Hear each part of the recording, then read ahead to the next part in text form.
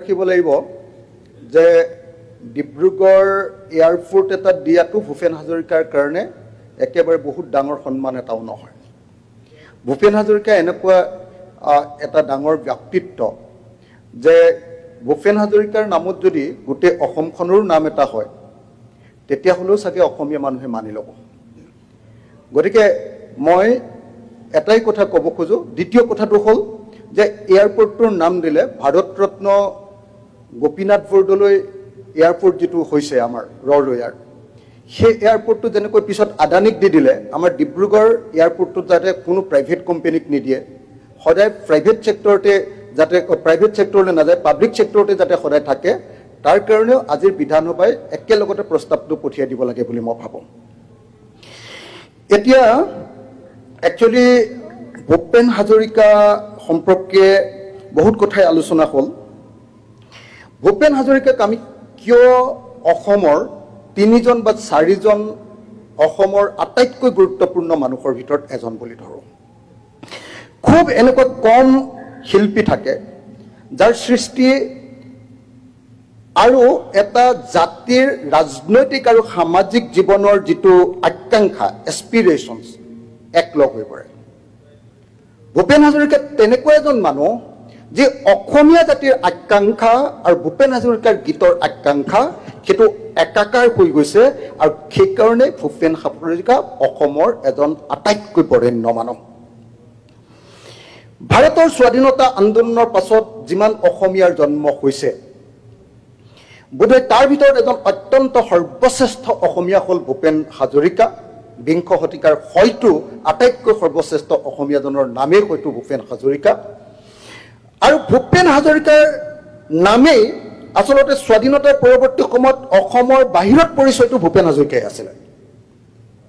বাহিৰত অসমক পৰিচয়টো অসমীয়া মানুহক জানিছিলে, অসমক জানিছিলে বাহিৰৰ মানুহে আচলতে ভূপেন হাজৰিকাৰ নামেৰে। আচলতে অসমীয়া মানুহৰ যিটো কল্পনা, অসমীয়া মানুহে কি কৰিব খোজে, প্ৰত্যেকটো দিশতে ভূপেন হাজৰিকাই গীতৰ মাজেদি অসমীয়া মানুহৰ সেই কল্পনাৰ জগতখনকে অংকিত কৰিছে। সেইকাৰণে আমি দেখোঁ যে কেৱল সংকীৰ্ণ অৰ্থৰ অসমীয়া নহয়, কিন্তু অসমৰ প্ৰত্যেকটো জাতি, অসমৰ প্ৰত্যেকটো জনগোষ্ঠী, অসমৰ প্ৰত্যেকটো ধৰ্ম, অসমৰ প্ৰত্যেকটো বৰ্ণৰ প্ৰতিজন মানুহ, পাহাৰৰ মানুহ, জনজাতিৰ মানুহ, শ্ৰমজীৱী। আটাইতকৈ ইণ্টাৰেষ্টিং কথাটো চাবচোন, ভূপেন হাজৰিকাই চাহ শ্ৰমিকৰ ওপৰত গীত গাইছে, কিন্তু চাহ বাগানক লৈ তেওঁ কেতিয়াও ৰোমান্টিচাইজ কৰা নাই। শ্ৰমিকসকলৰ দুৰ্দশাৰ ওপৰতহে তেওঁ বেছিকৈ গান গাইছে।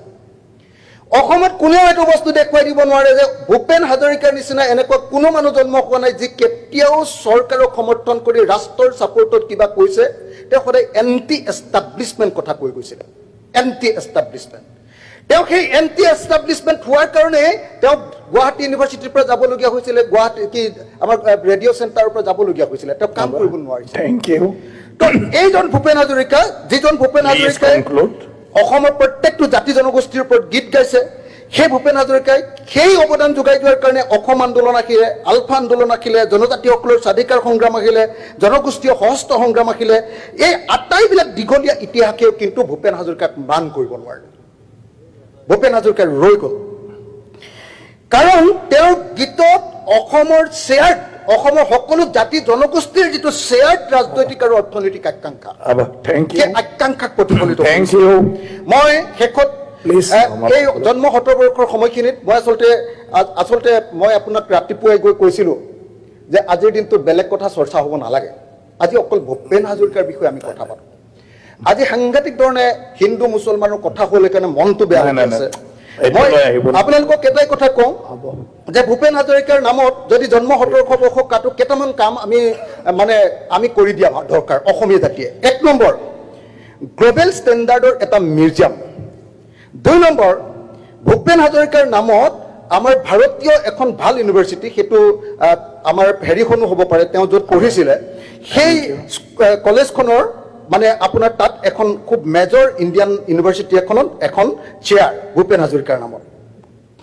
সাউথ ইষ্ট এছিয়াক একদম শিল্পীবিলাকক স্বীকৃতি দিয়া এটা ডাঙৰ এৱাৰ্ড মেজৰ এৱাৰ্ড এটা আমি যদি ঘোষণা কৰিব পাৰোঁ তেতিয়াহ'লে ভূপেন হাজৰিকাৰ বিষয়ে অধিক মানুহে গোটেই সাউথ ইষ্ট এছিয়া জানিব পাৰিব ডিজিটেল প্ৰিজাৰ্ভেশ্যন যদি আমি কৰিব পাৰোঁ ভূপেন হাজৰিকাৰ বস্তুবিলাক তেতিয়াহ'লে এইটো খুব দৰকাৰী কথা হ'ব আজিৰ দিনটোত তেতিয়া যেতিয়া বাহিৰৰ পৰা আমাৰ বন্ধুবিলাক আহে বিখ্যাত মানুহবিলাক যেতিয়া আহে তেতিয়া আমি জালুকবাৰীত থকা ভূপেন হাজৰিকাৰ স্মৃতি সৌধটোলৈ লৈ যাবলৈ বেয়া পাওঁ কাৰণ আজিৰ দিনটোতো ভূপেন হাজৰিকাৰ স্মৃতি সৌধটোত একো নাই ভূপেন হাজৰিকা যিজন মানুহ তেওঁক আমি জাতিয়ে যিধৰণে সন্মান কৰিব লাগিছিল তেওঁ স্মৃতি সৌধটো ভালকে বনায় সেইটো কৰিবৰ কাৰণে মই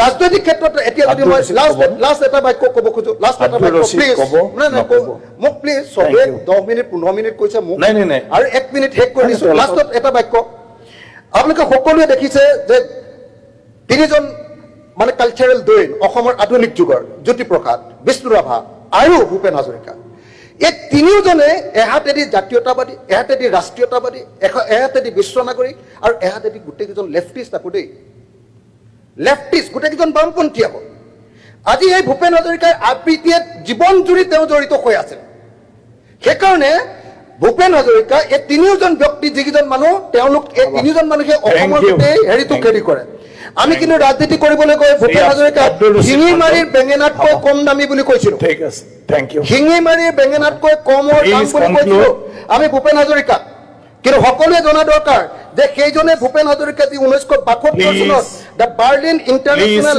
festival of political song of ভাৰতীয়বিলাকৰ ভিতৰত প্ৰথমবাৰৰ কাৰণে ৰিপ্ৰেজেণ্ট কৰিবলৈ সক্ষম হৈছিলে কেজন যিজন ভূপেন হাজৰিকাই মই ভাবো এটা বাক্য যিজন ভূপেন হাজৰিকাই